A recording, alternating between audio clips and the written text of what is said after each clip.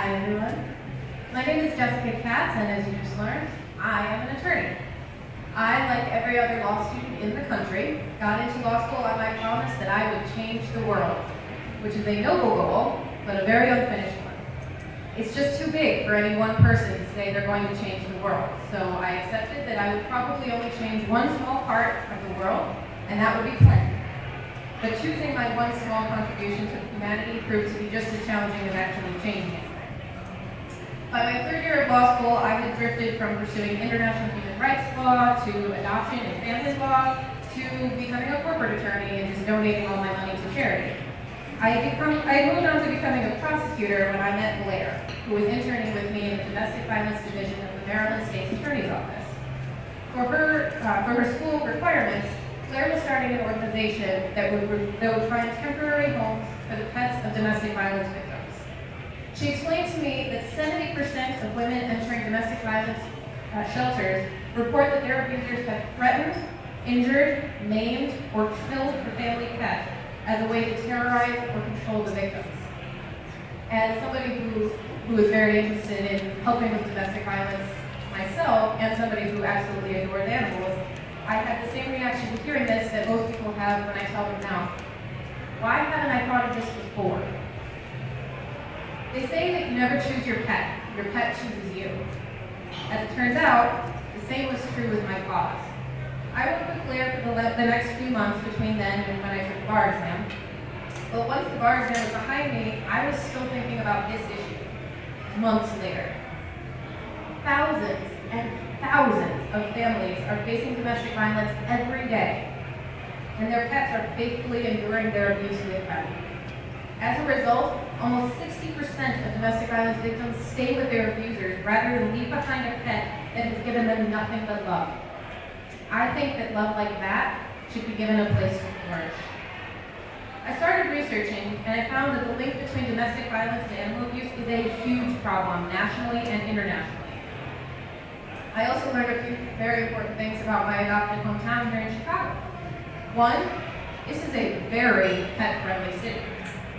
Two, this is a city with a huge violence problem, particularly domestic violence.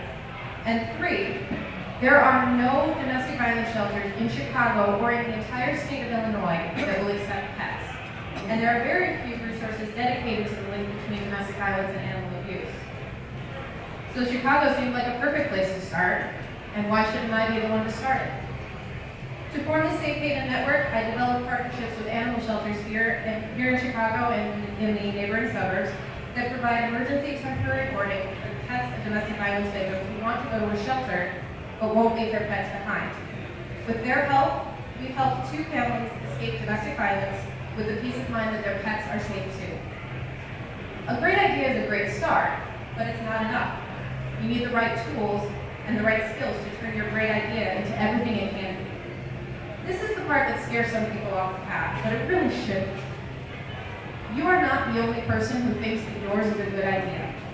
You're probably not the first person to have thought of it, and you're definitely not the only person who wants to make it a reality. I had done some good work on my own, but I knew that Safe Haven could do so much more if I just had the right knowledge and the right connections. The turning point for me and for the Safe Haven Network was PresenTense.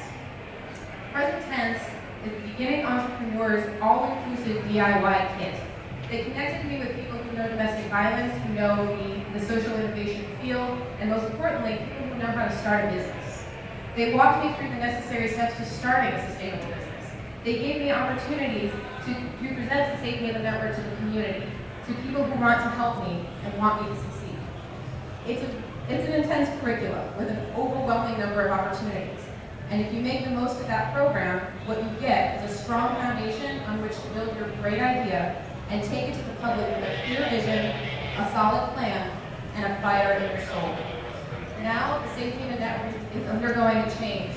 We're building a website that will make the referrals to domestic violence shelters, from domestic violence shelters to animal shelters with their emergency boarding, much more efficient and much quicker, saving a lot of time for the domestic violence victims who need to get out.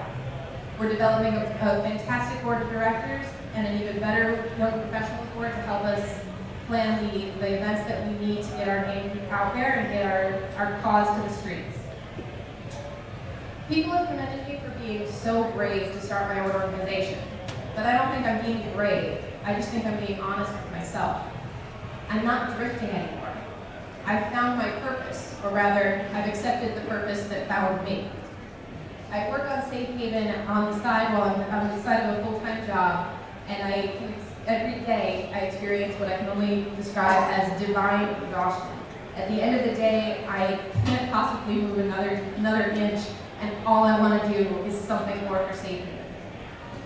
I think if you're lucky enough to find something that makes you feel like that makes you feel complete and alive, you're only cheating yourself if you don't pursue it. And you're cheating everyone around you because they don't get the benefit of your full potential. Yes, it will be challenging. It will take more attention and more dedication and more energy than you have given to anything in your entire life. But it's worth it for the feeling you get and the results you give to the world around you. I've seen a meme out there on the interwebs that says, I often wondered why somebody didn't do something about that horrible thing, and then I realized I am somebody. You are somebody. Each of us, in our small capacity, can make a big difference.